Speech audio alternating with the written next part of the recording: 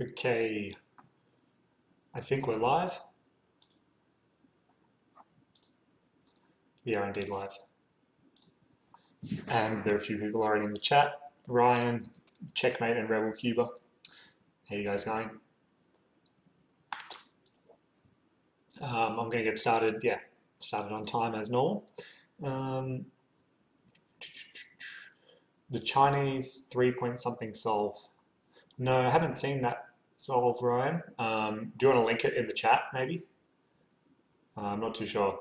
There was the Chinese national record from last weekend. It was 4.72 by, I think he was 12 years old. Can't remember the name, but yeah, that's insane.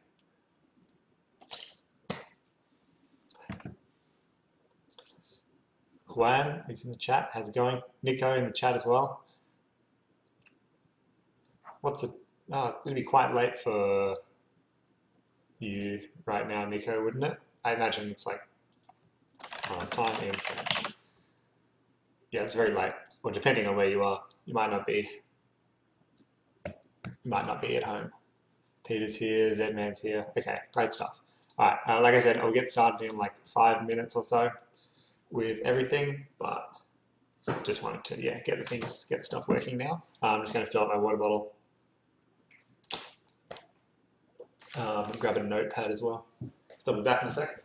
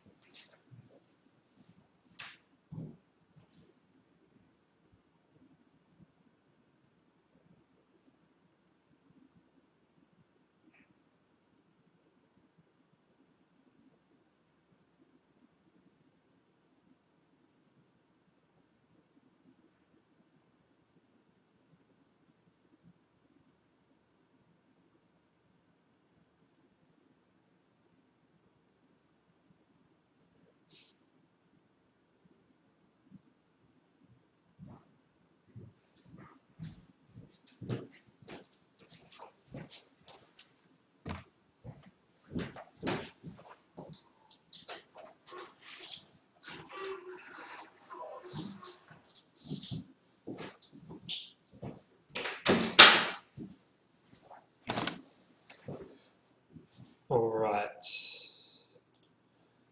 Okay, the lighting's a bit better now. I don't think YouTube will let me link the video. Okay, what's the title of the video? If you can say that.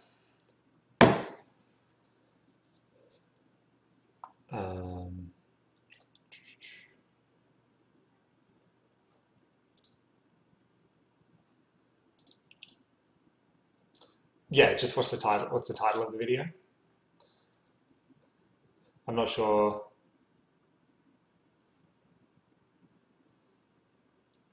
Checkmate Cuba says, Felix, in my opinion, cubing is one of the only hobbies that top competitors let others in on their tips. So thanks for that.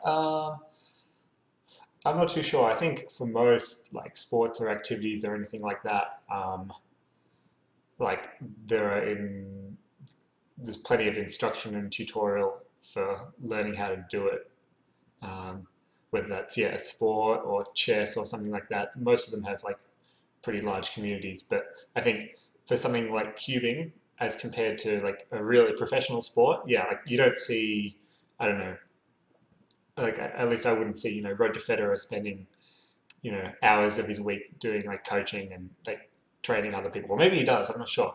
Or guys like that, because it's more of like a professional, I guess, thing. They're really focused on their own performance, whereas I guess with cubing, like half the fun of cubing is the community and like interacting and sharing ideas and stuff like that. So yeah, it's interesting. It's the 3.85 by Sunghyuk Nam is what Ryan's referring to. 10.9 TPS. Definitely saw that one.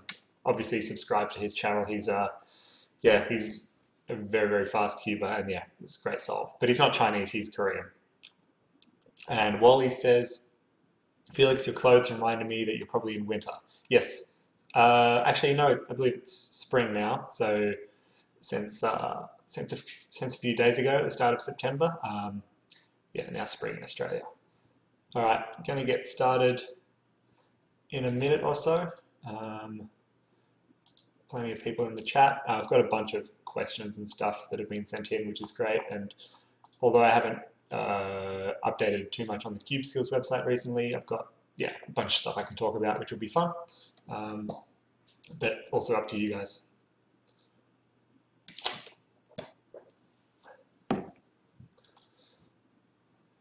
Oh, Selkie's in the chat. Good morning, Selkie. Congratulations on your appointment. Looking forward to, I'm assuming that the Australian committee will be working a decent amount with the board, or like in contact with the board, so that'll be fun. I'm not on the organising committee per se, but I'll be definitely helping out a lot. All right, let's get started in a sec. Alrighty. So, good morning or good evening, everyone. Welcome to the September CubeSkills live stream, for the first one. Because I was away for cubing stuff and then had some scheduling issues, or I was kind of busy towards the end of August, I've skipped the August stream, but what we're doing now is just doing 2 streams in September instead. So like I wrote one at the start of the month, and then I'll do one at the end of the month. So today is September 2nd at 8 o'clock New York time, or September 3rd for most of the world.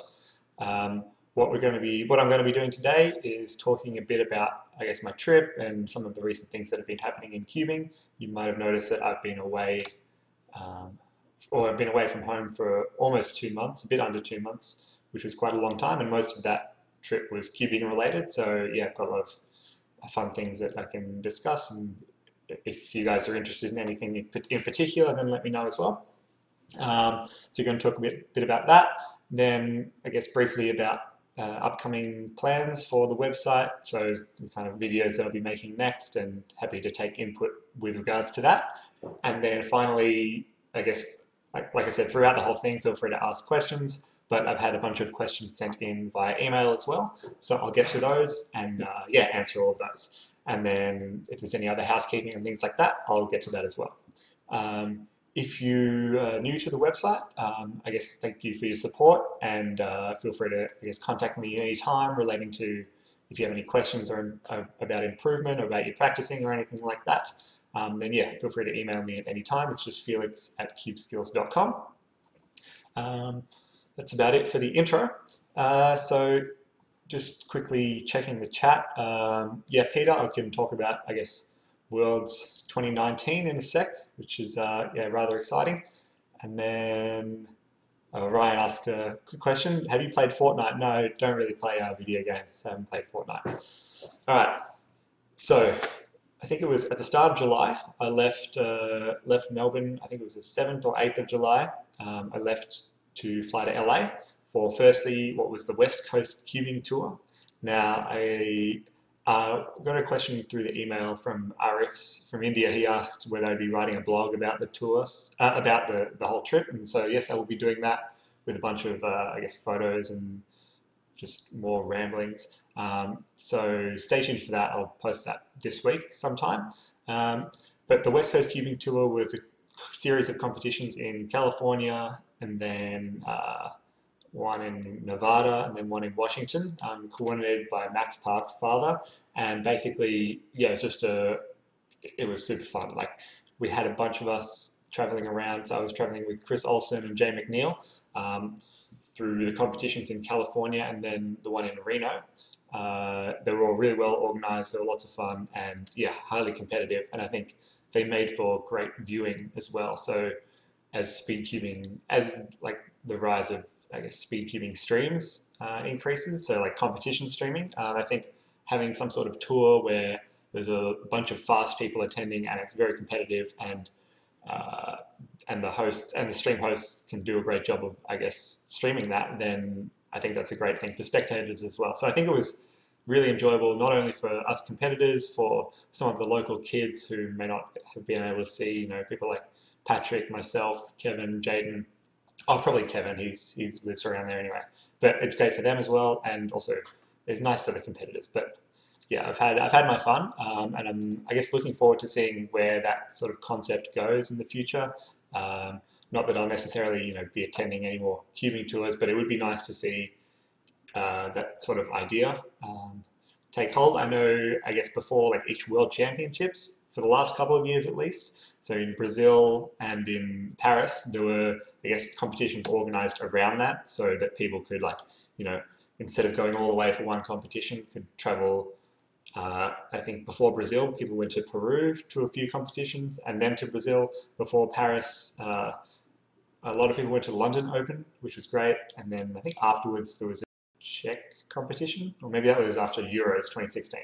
But yeah, after Euros 2016, there was another Czech competition, the Czech Open, the weekend after. But yeah, that general idea is really nice. And then, so yeah, was in California for a while, and then went up to Seattle with Kevin Hayes, so stayed at his house. Might have seen some of the streams and stuff we did there. It's good fun. Then went to US Nationals, which was also really, really good fun. A couple of people were wondering why I was on staff for that competition. I guess probably a few reasons there. Well, firstly, I didn't have to staff for the entire weekend. Obviously, on Sunday, I was competing for the entire day, and so wasn't really able, or wasn't scheduled or able to do any staff duties. So that was, I guess, something that I was aware of anyway, so I wouldn't have to be staffing the whole weekend, but it also gave me a little bit more insight into how extremely large competitions are run. So particularly because Melbourne had already bid for the World Championships, and most of the people here don't have too much context about big competitions. I guess it's just important to make sure that, you know, as many people as possible get as much experience as they can for organising that competition. And so that's, I guess, another big thing that's happened recently. People, if you follow, I guess, speedcubing in general, you would have noticed that the World Championships have been, Melbourne has been selected as the host city for the World Championships, so Melbourne in Australia, which is something that's very exciting. I wasn't really expecting something like this to happen so soon in Melbourne, but there were a couple of very keen people who really wanted to put their bid together and very driven to do that for next year. I think most people were kind of expecting us to not put anything together this year, but potentially bid for the next one or the one after that. But it's so happened that we've got the World Championships to organise, and that's going to be a very big task for I guess the whole community, but specifically the organising committee, and I'll be like reasonably involved with that, so that'll take up a bit of time, and that'll be quite fun and pretty rewarding, I think, as well. But yeah, it'll be quite a challenging task, I think, particularly because our largest competition ever has only been, I think it's just over 200 people, aiming to get more than that at our nationals this year, but we'll see how that goes. So yeah, that'll be very exciting. And if you have any questions about that, I don't really, there's nothing particularly that's confirmed at this stage. So I would just say check out the bid documents. Those are linked on the WCA page, so you can see a bit about the competition, the venue, I guess the plans there. I don't think there's anything else that's particularly confirmed yet. So yeah, that's all very exciting. All right. Brian says, the long email I sent wasn't really a question, but if you have any helpful words, I would appreciate them. So, yeah, Brian, I will get back to you on that, I think. Yeah, I'll get back to you on that in a sec. If that's the case, Jaden should have staffed at US Nationals with you. So Jaden lives in Canberra at the moment. Well, he's been living in Canberra his whole life, I believe. So that's a city which is about a 9-hour drive north of Melbourne. So he can be involved to an extent with the organisation, but most of the core team is based in Melbourne, so that we can, liaise with, that they can liaise with the venue and, have more meetings and that sort of thing. But definitely, there's a few others based in Adelaide, Sydney and Canberra who are involved with that as well, but there's only a limited amount you can do. But yeah, I think Jaden is also very much across how big competitions are run and is very sensible as well. And I'm sure he'll be helping out, or we'll definitely make him help out and run the competition with us, because we need as many people as we can get, basically.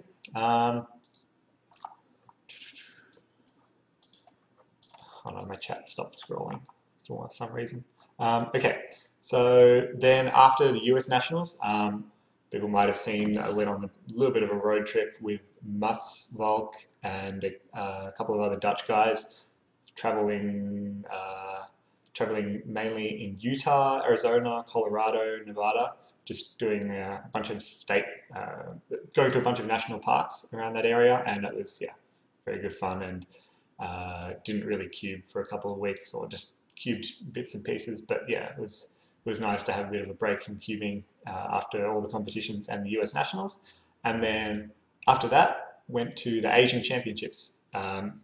So this was, I guess, somewhat convenient on my way home, or kind of slightly out of the way on my way home from America to Taiwan to Australia. And the Asian Champs was, again, a really, really fun competition. There's a lot of this is something that's evident at major championships and continental championships as well, but a lot of really nice community interaction. So different communities, whether they be from India, Malaysia, China, etc., all coming together and supporting their own competitors, and also just meeting each other and that sort of thing. And yeah, it was super fun. And there were even 3 of us from Australia who went to the Asian Championships, because we don't really have we don't have a continental championships. We have an Australian Nationals, but I guess to organise our Oceanic Championships wouldn't be that useful, because it's just Australia and New Zealand and a couple of islands which don't have any cubers. So Asian Champs is our, I guess, fallback continental championship, so it's kind of fun to attend that. Asian Champs was, I would say I did okay in some events, but towards the end of the competition, 4x4, 5x5, 3x3, I was just, I'm not too sure what happened. Wasn't the best performance. Other than that, don't have any confirmed plans for the next little while, apart from the Australian Nationals competition, which is happening at the start of October. So that's in about a month or so, about 5 weeks. So that'll be good fun. That's in Canberra. And yeah, other than that, don't have any confirmed plans, but we'll be looking to do a bunch of other stuff once I kind of determine what's happening with regards to a job that I'll be working at, and other things, other life-related things. But I should be deciding on a bunch of that stuff within the next week or so. So that'll be fun. All right. Stephen Chow says hello. Hello, Stephen. Ryan says, I was playing Fortnite while I watched the streams I missed. Nice one. Yeah, I guess with this streams, you could probably just listen to the audio, because for the most part, there's not that much video interaction, or that much stuff that I do on the camera, maybe some cubing stuff. Rebel Cuba says, I was very happy with the Melbourne one turned out. I was a little disappointed by China's bid. I think it was Bob in a Facebook group mentioned that the application documents are different. There's the privately submitted application, which has a bunch more details, and then there's, I guess, a public application. So I imagine China's bid was more comprehensive than the full bid was more comprehensive than what was on the website. And China, to be honest, China probably has the most capacity to hold a major championship, like the World Championship, because they've held the largest competition ever. I need to fact check that. Asian Champs 2015, I believe, was the largest competition ever, and they've also held multiple 500 plus competition. Multiple 500 plus competitor competitions. Yeah, Asian Championships was 955 competitors. So China could no doubt hold a big competition very, very easily. All right. So that's a bunch of the recap stuff there. Let me know if you have any questions about that. Like I said, I'm going to post a bit of a blog at some time this week. So yeah, let me know if you have any questions there. Otherwise, the next kind of section is what I've been up to on CubeSkills. So not a great deal, obviously, because I've been away and just got back about a week ago or so, or got back into the swing of things about a week ago. You might have seen I've been basically just posting and catching up on a bunch of the solve critique videos. So I think I've posted about 5 in the last week, and I have 1 more to do. I think John was the one that sent it in a few days ago, and I'll be getting to that right after this stream. Otherwise, I don't have any other solve critiques, so I guess the queue at the moment is just 1. So if you want me to take a look at some of your solves and analyze them and post some comments about them, then by all means feel free to send a video in. So after that's done, I guess my plans are to probably mentioned this last time, but just make a lot of big cube and Megaminx example solves. I think that's the next thing that's kind of missing from the website, and also potentially some more 3x3 example solves. But I'm happy to be steered in any direction. If people have specific requests, they want Megaminx first, or they want 3x3 first instead of 6x6 and 7x7, then feel free to let me know about that. I'm kind of indifferent with, I don't have anything specific that I need to do first, so happy to take guidance there. Apart from that, just the general replying to comments, replying to emails, that sort of thing, is what is coming up. People were asking about 2x2 and blindfolded videos.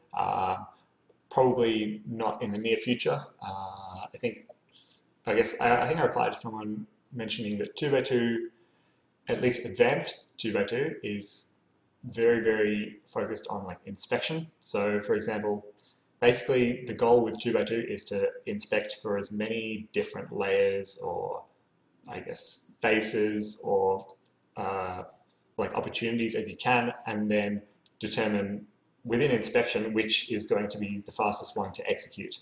So 2x2 is very algorithm heavy, and that's, I guess, not quite dissimilar to most of the other tutorials that I have. And it would also require me to put together a bunch of algorithm sheets, because the stuff that I know for 2x2 is not really, that'll get you so far, but you really need to know a bunch more algorithms. So yeah, on the back burner, I would say, for 2x2. I want to do some other stuff first. But again, if I completely run out of things to do, then I can make some 2x2 videos. But I think 2x2 in general as well is very well resourced. There's a lot of really good content out there on YouTube for 2x2, particularly towards the intermediate and advanced stages, and it's quite well structured. So happy to, if people have questions or anything like that, they can email me, and I'm happy to link to some good stuff or provide specific advice.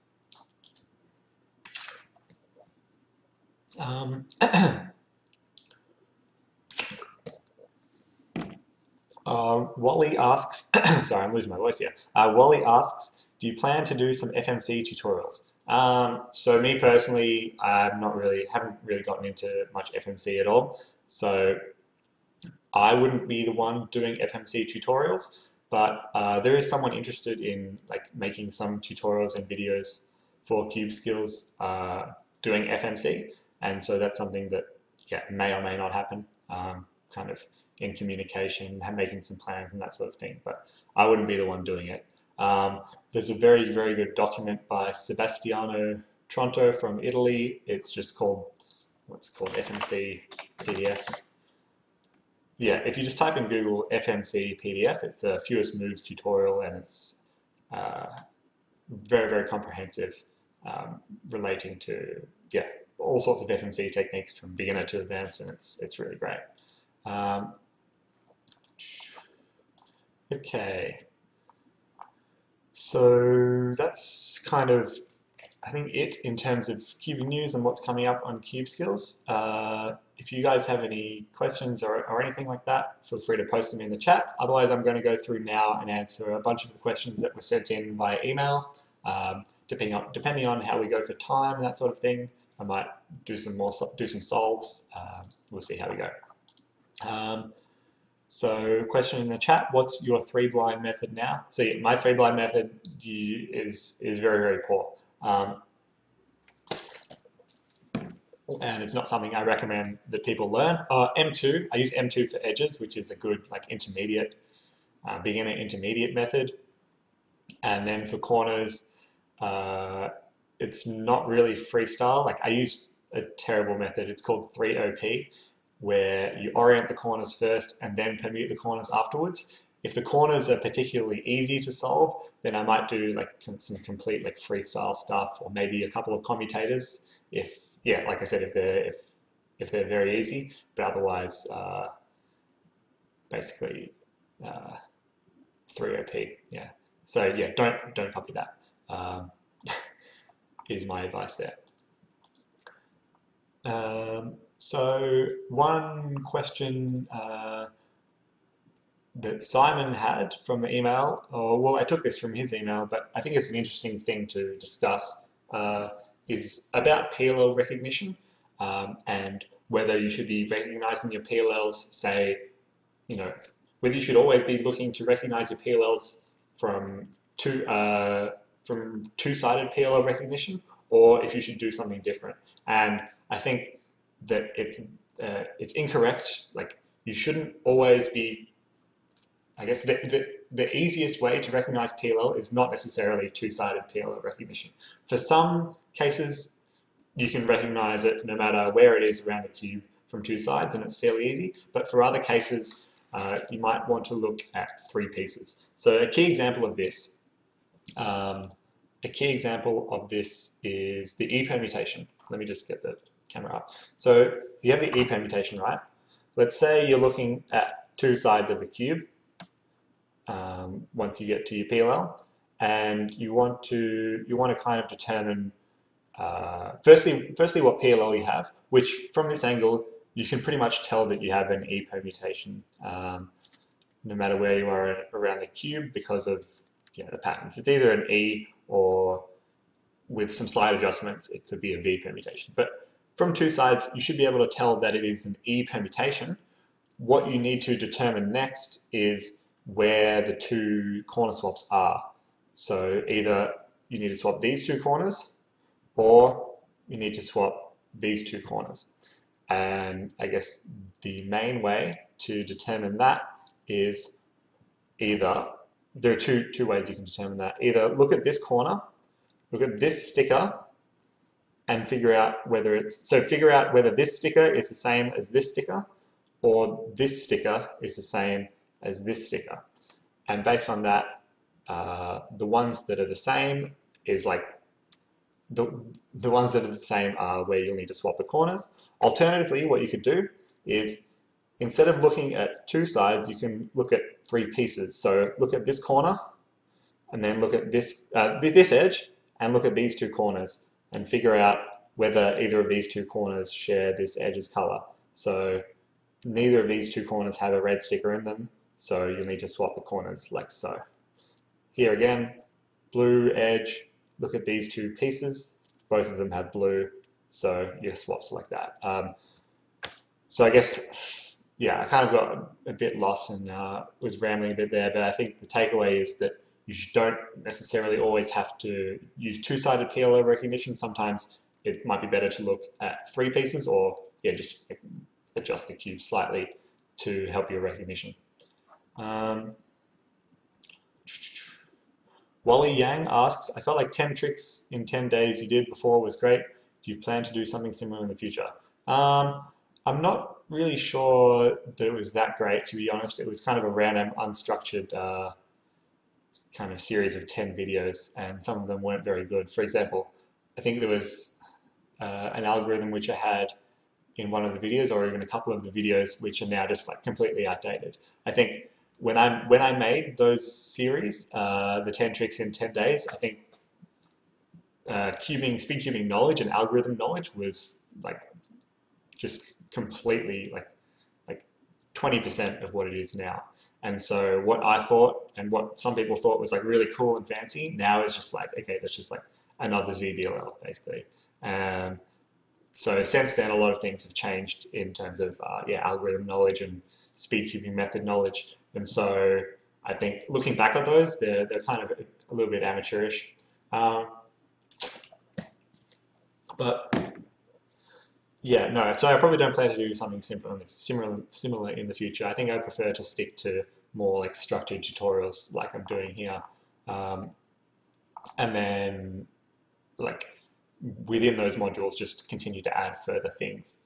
Um, one very important thing, I think I made an extras video on this, but I'll probably add this to the intermediate module, is about regripping the cube, particularly during your F2L.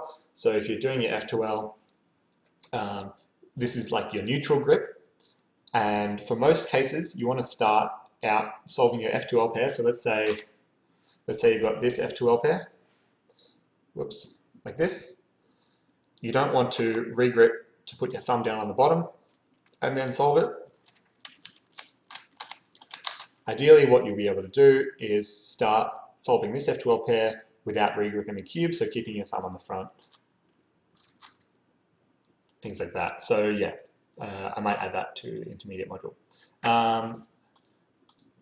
Okay, back to the chat. Wally says it's kind of fun to learn something different every day. I guess I agree, but you could also just learn like a different ZBLL every day, for example, or 2GLL or something like that. Yeah, I see where you're coming from, but I'm not. It's probably not like the most useful way to present like content and tutorial information. I think that's my opinion, but yeah. Peter Preston asks, what about a spin-off of Friday 4s, trying Thursday 3s? I think that is something that I could feasibly do, actually. As long as I videoed enough, I might be able to get that done. I think that's a good idea. Let me just write that down so I don't forget. Okay, I could do that. Thursday 3s. We'll see how I go. Not Bob asks, hi Felix, can you talk about your approach to learning a new algorithm, how you memorize it, work out the finger tricks, etc. So I don't, at this stage, because I know so many algorithms, my approach is far less, I guess, structured. Just kind of, because I know so many algorithms, so many triggers, I just kind of see the algorithm, group it into groups of moves, basically, and then try and repeat it over and over again to do those moves. So let's say, let me think of an algorithm that I recently learned.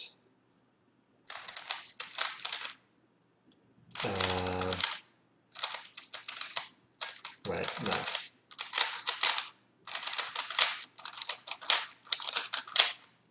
All right, so this is an example of like a ZBLL that I learned very recently.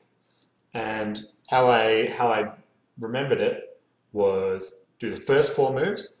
So put the thumb on the top. It's also very important, I think, when learning an algorithm to think about the hand positions. So if I put my thumb on the top like that, I know that I'm pretty much going to be doing an R prime or an R2 prime to start with. So the first thing I think about when I get this case is, okay, when I put my thumb on the top, I know how I'm going to start the algorithm. So when I started learning this algorithm, I grouped it into the first 4 moves, which were R2, U prime, R, U. Wait. Yeah. It's hard to do algorithms slowly when they're quite new. So R2, U prime, R, U, and then R.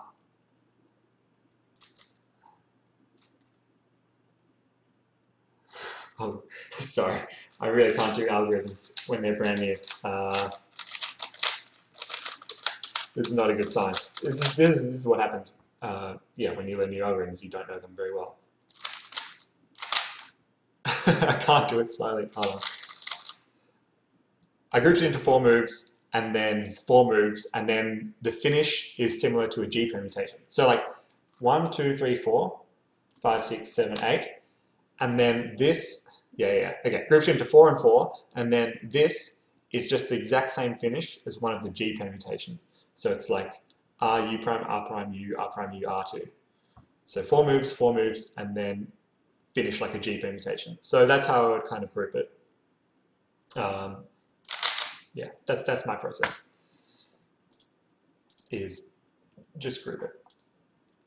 And in terms of how I work out the finger tricks, that's more trial and error. Like if I try an algorithm first up and it has a lot of regrips, then I'll think about different starting positions. So you have multiple options for your starting position. You can either put your thumb on the front, thumb on the top, thumb on the bottom, that sort of thing.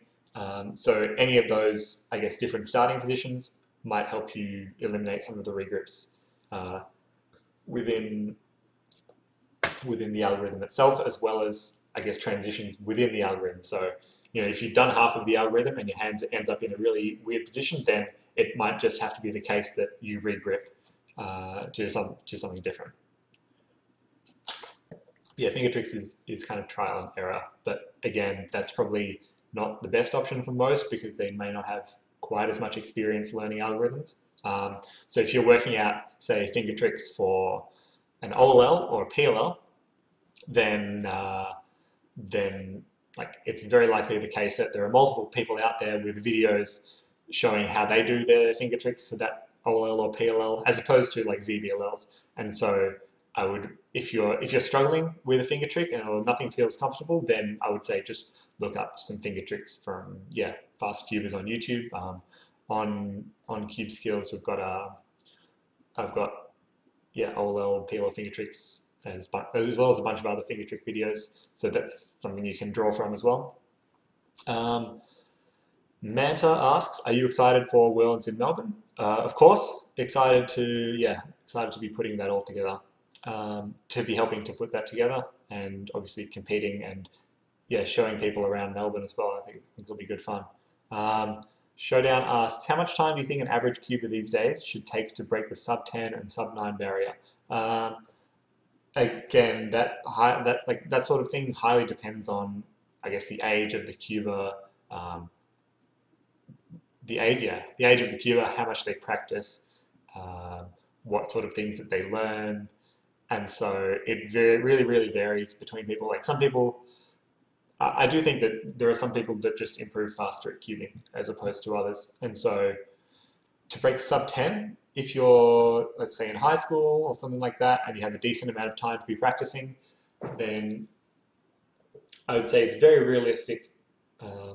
Like, it's hard, but it's quite realistic to get to sub 10 within a year or a year and a half, and sub 9 within a year and a half, 2 years or something like that. I know there are definitely people that have done it way faster than that as well, but I think sub 10, sub 9, with the current hardware, is quite feasible. Yeah, under 2 years for sub 9, and year and a half for sub 10. But then from then on, like, progression slows down a lot. Checkmate Cuba, is the best way to getting used to new algorithms using them in solves, or if not, what other ways would you recommend? Eventually you need to be just using them in your solves. But something that I did recently, something that I've been doing a bunch, is learning some new ZBL algorithms. And so what I'll do is either grab 4, 5, 6, or 7 cubes and just set them up with the cases that I know. So the cases that I've recently learned. So I'll grab, I think last night I was doing it with 8 cubes for a specific subset.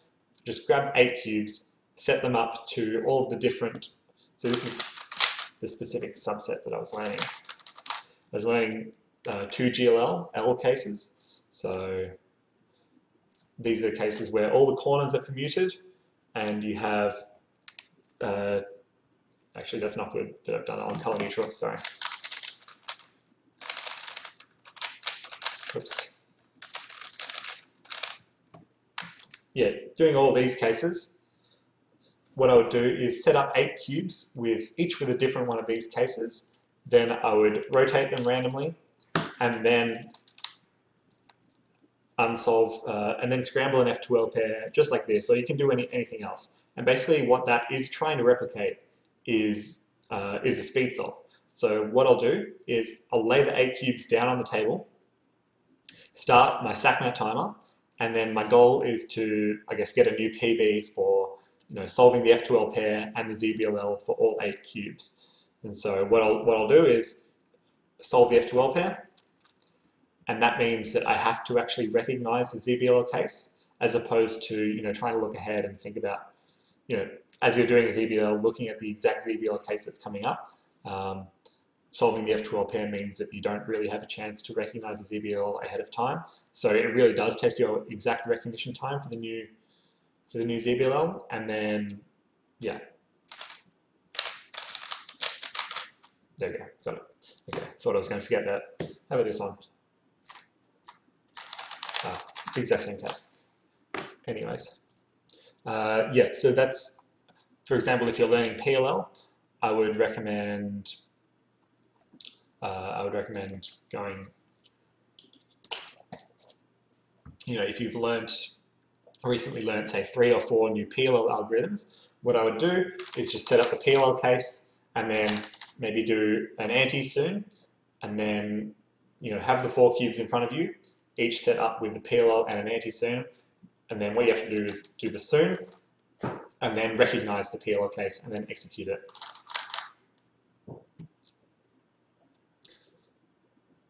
Okay, Stephen asks, why is R U prime R D, R prime U prime R D prime, R prime U2 R prime considered a commutator when a commutator is a sequence of forms A, B, A prime, B prime? It might be, yeah, I'm not a blind expert or a commutator expert, but it might be the case that it's a nested commutator. Yeah, again, I'm not a blind expert. It might be a nested commutator, so it might be kind of A, B, C, B prime, C prime, and then A prime with cancellations inside that. So yeah, that would be, I think it's a nested commutator. Don't quote me on that though. Oh, sorry, Liam, I missed your question before. Liam says, I'm working on column neutrality and the back slot keyhole pops up a lot. I get this case, D, L prime, V, L, B prime a lot, and use L, U, L, U prime, M prime. That doesn't, the L, U prime, M prime thing doesn't work properly. So do you mean that you have this back left corner solved, and then the edge that belongs in the back left slot is in the top back position, perhaps? Okay, one nice algorithm that you can use for that is R, let me write it, I'll write it in the chat, R, E,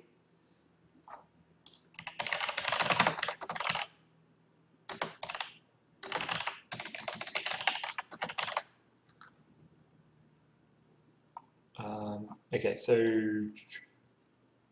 R, E, R prime, U, R, E prime, R prime.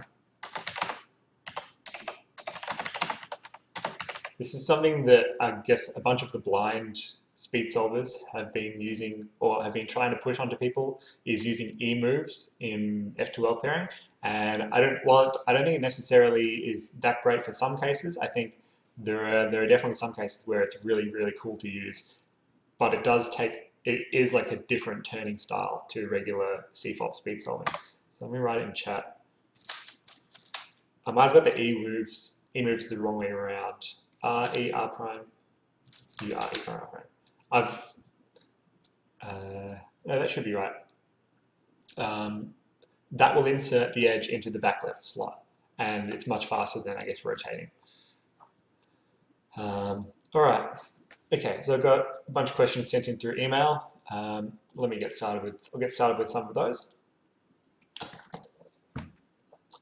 Ryan asks, actually, probably I'll just send this algorithm to Ryan, but Ryan asks, if your last pair required an RU, R prime to solve into the FR slot, and doing so would leave no edges oriented, is there an easy way to flip at least 2 of the edges for an easier OLO case? So he's talking about this specific situation where you have an RU, R prime insert, and you want to orient some edges, and a nice algorithm for that, I'm going to send it to him and write it in the chat and also speak it out loud, is R prime, D prime, wide R, U, wide R prime, D, R2, U, R prime. That'll orient all four edges. And I think if you know some COLL and CBLL, that is definitely worth doing.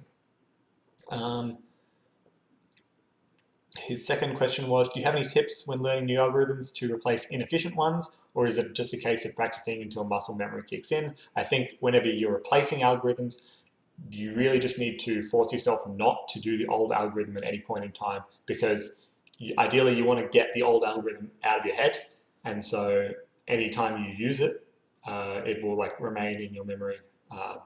So yeah, you want to use the old one as little as possible and the new one as much as possible, which is kind of common sense. But it's similar to learning new algorithms, where muscle memory is basically the key. And also retraining your brain to use the new algorithm. So if you ever do find yourself using the old algorithm at some point, then just like stop what you're doing and go back and do it again properly with your new algorithm.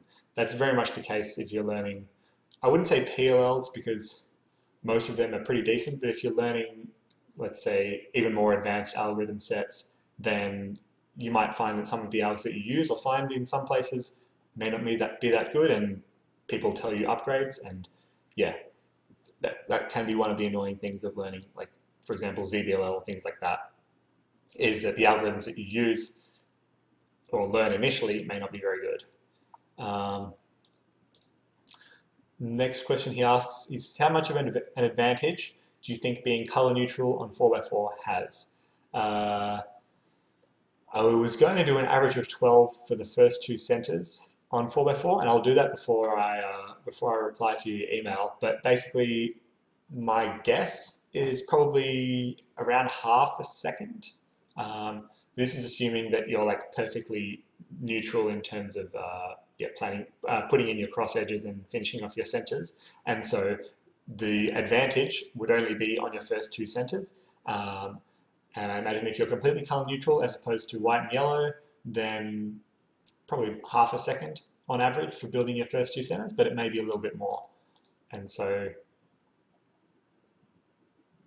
yeah, Selkie, that insertion into the back left is, like E-moves are blinders specialties, and so Ishan from the USA has really been like trying to get me onto this stuff, because like I do agree that it's more optimal and like faster. So if you like are able to use those sorts of algs in your speed solves, like, and it's like fully integrated into your speed solves, I think that's amazing. I think the only like tricky part is, well, training your brain, but also the E-moves on some cubes are not as easy as they are on, for example, blinders cubes. But I don't know, my GAN 354, I can do E-moves really nicely, but it's because it's kind of loose, but on like my SM, not quite as well. It's probably, a bit too risky. And regarding color neutrality on Yao, I know Rob Yao is, but not sure on others. Sunghyuk Nam is color neutral on Yao. I think Max Park does white, yellow, blue, green, but not red and orange. I think Patrick Ponce recently switched. I'm pretty sure Patrick recently did as well. And the funny story from a competition last weekend at Horsham.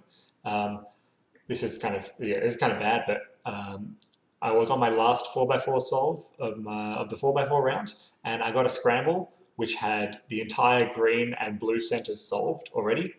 And so I was like, oh well, there's no better time to start being color neutral than now. So I went ahead and did the solve. I think I did the blue cross, and I was kind of confused a little bit throughout the whole thing, but managed to get it correct and got a 21. And I was like, oh wow, that's pretty good. Let me go check the scramble, see if I can do it a bit faster. And turns out it was a miss scramble, so I did an extra attempt. But yeah, I think color neutrality on 4x4 is something I want to get to as well, even if it's just like a slight advantage. All right. Ryan's last question was, having just spent the last month or so competing, are there any standout solves events that you were happy with, and were there any events that you weren't so happy with? So I've chosen 3 things that I was like the most happy with, and then 3 things that I was the least happy with. So most happy was like yeah, most pleased with the 6.28 at the US Nationals finals. 7x7 single because I was like, ideally I would have done a sub 2 way before that, but just never quite got a sub 2, even with all the low 2 minute means. And so to finally get a sub 2 in the finals was really nice. And particularly being a 154, like well sub 2. So yeah, that was a really nice one. And then finally all of the 3x3 rounds at the Snowco competition were very consistent and quite fast. And then my worst results probably from the trip were both one-handed finals at US Nationals and Asian Championships. Yeah, just never really got going in those finals. I think the scrambles at Asian Championship weren't very good, but still, I think on the first solve I had like a 5 or 6 second F2L, and then my last layer was like 6 or 7 seconds, so it wasn't great. And in the US Nationals, it wasn't turning very well. And that's probably the same story with the next two, which were Megamix finals at US Nationals, just shaking like crazy and got a 44 average. And then 3x3 at the Fresno competition. Again, started off okay, but just got ridiculously shaky towards the end of the average, and ended up placing fourth in that one, which wasn't great.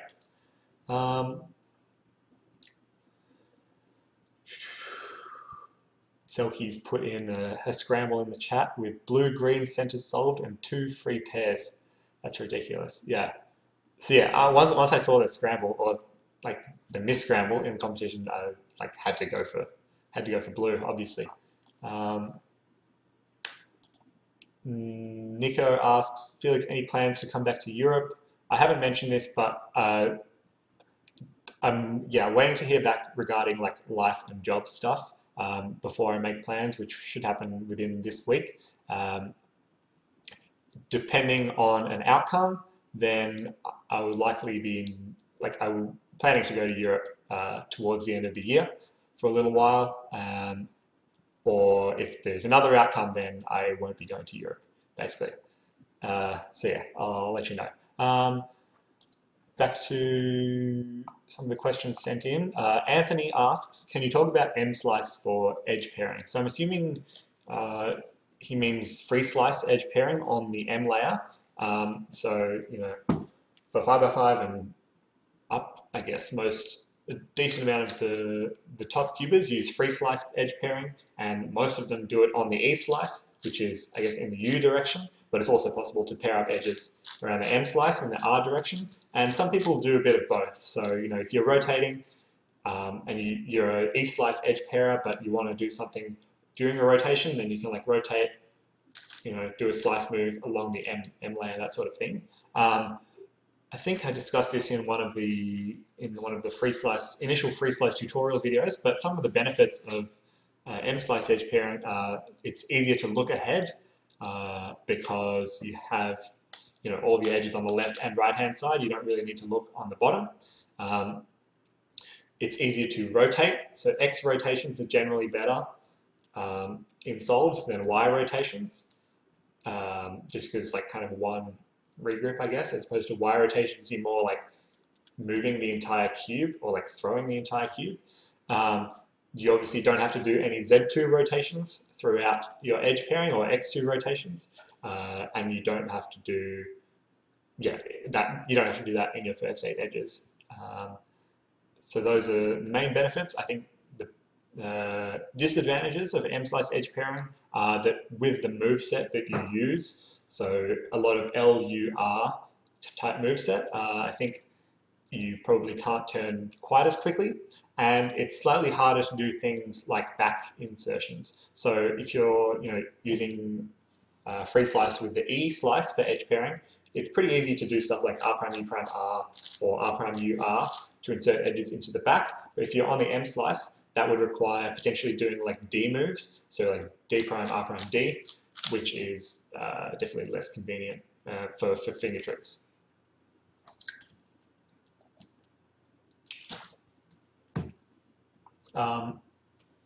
Wally Yang asks, how would you practice efficiency in solving Megaminx? So Megaminx, I think there are two main efficiencies in solving it. There is efficiency in terms of move count, but there's also efficiency in terms of reducing rotations. And I think on Megaminx specifically, reducing the number of rotations that you use is very important. Potentially, in some cases, even more so than reducing the number of moves that you use. And so, I guess how I would practice that is to always, well, obviously slow solves are like the most important way of practicing that, particularly on Megaminx, because if you're doing a speed solve, sometimes on Megaminx you can be pretty inefficient moving pieces everywhere. But if you're doing slow solves, really work on thinking about your rotation. So every rotation that you do, kind of think, okay, why am I doing this? Am I doing this to get to the next pair? Or am I doing this just to make these pieces easier to solve? Because in some cases, you're better off just doing some different finger tricks or using a few more moves to actually save a rotation and a regrip on Megaminx. And then the other thing to think about is, when you're finishing an F12 pair or finishing a complete section of the Megaminx, finishing it so that you don't have to rotate Megaminx way around to get to the next area. So like once you finish, for example, your F2L, you don't want to have to do a full rotation to get to start the S2L. And similarly, as you go through your S2L, you want to reduce the rotations between those phases. So I kind of really talked a lot about rotations there. Slow solves, that's kind of the general gist of it. Not Bob asks, any tips for improving turning accuracy? One thing that inaccurate turners often, one thing that often coincides with inaccurate turning is having quite a really strong grip on the cube and being really forceful with your turns. I think that with the modern hardware, you really don't need to put a lot of effort into turning the puzzle. Even on bigger cubes and stuff like that as well. It should be fast, it should be swift, but it shouldn't be forceful. So you shouldn't, I think trying to use less force is quite good for improving turning accuracy. That's one of the main things. I think I've written a blog.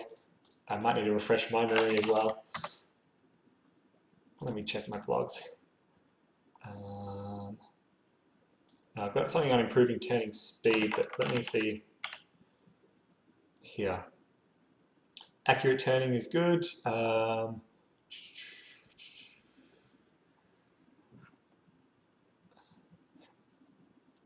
don't think I have anything specific in this blog about turning accuracy besides keeping your hands quiet and keeping the cube in a stable position in the air. So I guess that's something as well. For example, if you're moving the cube all around the air as you're solving it and regripping a lot of the time, then that will lead to some turning inaccuracies. So if your cube is firstly stable within your grip and also stable still within the air, then that will allow you to be a bit more consistent with all your movements and it'll all be standardized. That's kind of my advice there.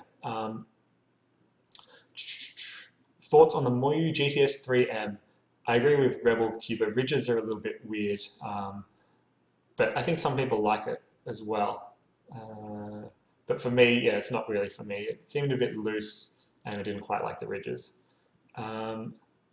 Stephen Chow asks, do you think a magnetic cube such as the GAN 3x4M is good for beginner OH, even though you have to apply more force because of the magnets? I think it's probably personal preference. I think when magnets first came out, there were a lot of people who didn't like using them for one hand, and I think there are still a decent amount of people who don't like magnets for one hand, but I think it probably comes down to personal preference. Information about new GAN 3x3 at the end of this year. I'm not really sure at this stage. I'll ask.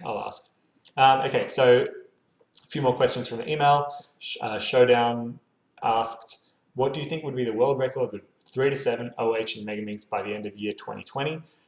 So I've gone world records in terms of world record averages. So this is in 2.5 years time from now. I'm going to say 3x3 around 5.2, 4x4 mid 19, 5 by 5, maybe 38, 37, 6 by 6, maybe 1 minute 09, 7 by 7, 146, OH, OH could be insane. OH like 8.4, Megaminx average 29, let's say. Those will probably all be beaten, to be honest. He also sent me a scramble to try out, which I'll do right at the end. He asks, what mindset is the best to get in before the beginning of each solve? How do you get in it? I think this depends on the person. So for me, I haven't specifically documented this, but I think I tend to do the best when I think about being confident and about getting good time. So sit down, say, I've done this 1,000 times before, I'm confident, I'm a good solver, I can go in and get good times, and I'm going to do a good time. Previously, sometimes I've tried to adopt the mindset of sitting down and thinking, okay, I don't really care about this at all. Like, it's just cubing, whatever happens, happens. I'll try and solve my best, but if it's bad, then I'm not worried, and if it's good, then that's fine as well. And that might sometimes have led to me just being too relaxed in a solve because, again, you want to be quite focused in your speed solves. So I think it's worth trying a few different things. And in terms of how to get into that mindset, I think the best thing to do is just mentally remind yourself when you're going up for a solve, think about the mindset, and then just have those sorts of thoughts basically. So don't forget to do it. Because it's quite easy to, at a competition, with all the distractions and everything, just completely forget about what you had planned to do. So yeah, some sort of trigger to remember yourself would be good. He asked, has there been any solves in which you had the potential to break world record but locked up? Could you also advise how to prevent these issues, as I tend to mess up officially when I have some really fast solves? So my first comment on that is the general rule for every world record or really fast solve is that there are probably at least 2 or 3 world record failures or misses. If you go through and look at, for example, my 3x3 results from this year and Max Park's 3x3 results from this year, you will find probably that we each had about 10 realistic attempts at breaking the world record average, but missed it by 1 solve. And so there's no, you can't prevent this sort of thing from happening, because I guess if you could, then it would just be world record every time, and that wouldn't really work. The most important thing to focus on, I've found, for me, is turning accurately towards the end. So really, really focus on that. Not rushing at the end. So I noticed that sometimes if I ever get to PLL and start rushing the PLL and moving my hands towards the timer, then I'll definitely lock up and mess up. So it's important just to try and continue as normal and make everything as normal as possible. So even if in the back of your head, that it's a good solve, but you want to just literally just try and keep everything as normal as possible, have a solid grip, turn accurately, that sort of thing. So don't do anything differently to what you would do otherwise. And also don't look at the timer. That's something that's pretty bad, is looking at the timer firstly gives you an idea of how fast the solve will be, and that's not good for your mental state because you'll be worrying about finishing quickly. And then also looking at the timer means that you're not looking at the cube, and even though you can execute most of your PLLs blindfolded, I feel if you are able to see the cube and how it's turning, you'll be able to turn more accurately as opposed to turning a cube without looking at it. So yeah, keep your eyes on the cube, stay focused, don't rush. Even if you execute the PLL slightly slower than what you would normally, just to be a bit safer, that's good as well. Just the worst thing is thinking about how good the solve will be, rushing, moving your hands towards the timer, because that'll give you lots of lockups.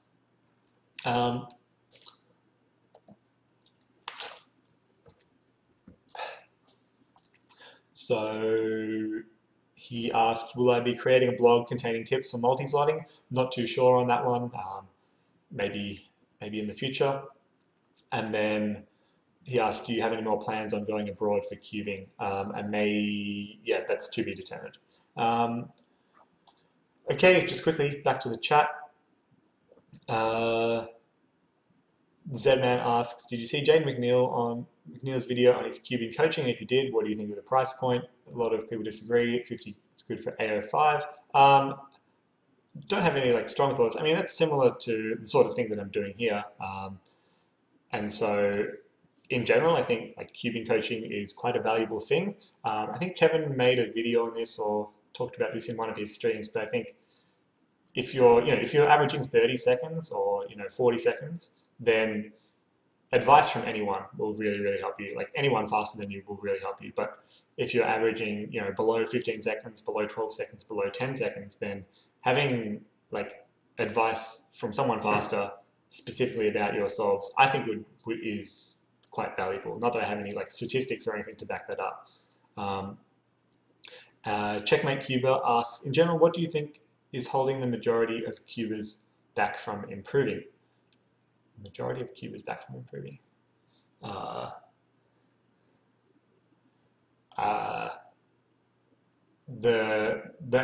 correct answer to that is probably like time.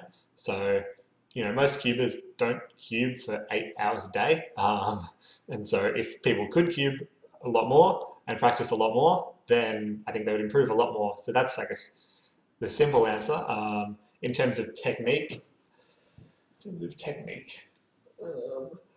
don't think there's one correct answer, honestly. Like having seen a lot of people solves over the years and particularly recently, I think some people just have awesome like turning, awesome finger tricks, and awesome ability to turn the cube, but struggle on the look ahead side of things, or on the efficiency side of things. And then other people are very good at being quite efficient and looking ahead very well, but don't have quite the same ability to turn the cube, and so they end up being like similar speeds. But I think it depends on the person. Wally asks, hey Faz, what do you think of phasing plus ZZLL? It's bad that I don't exactly know what that is. Or I probably know what it is, but I don't know the name. What's ZZLL?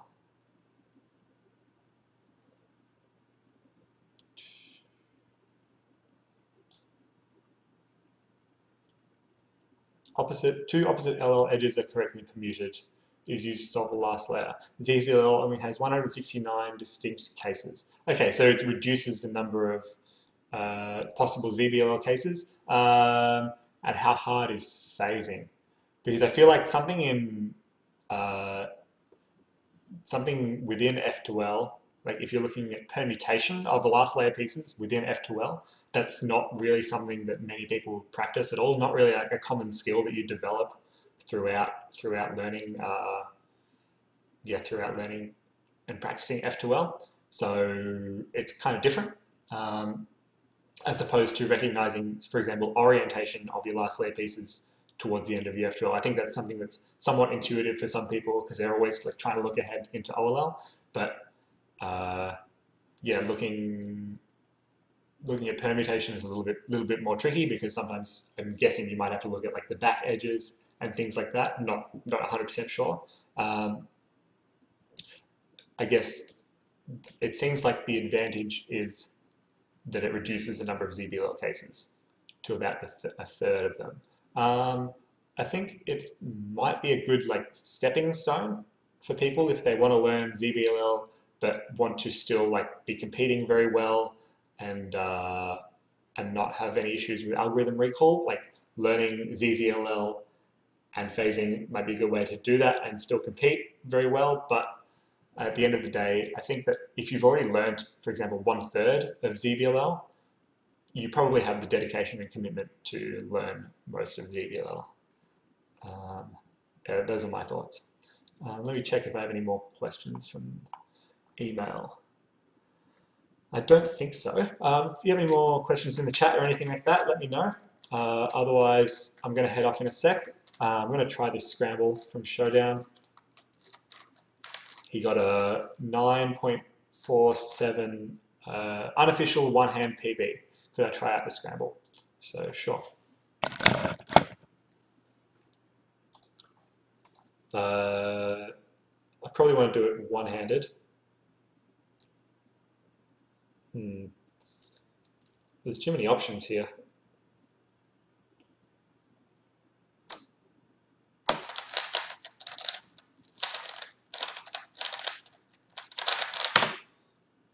Colin Burns, shout out.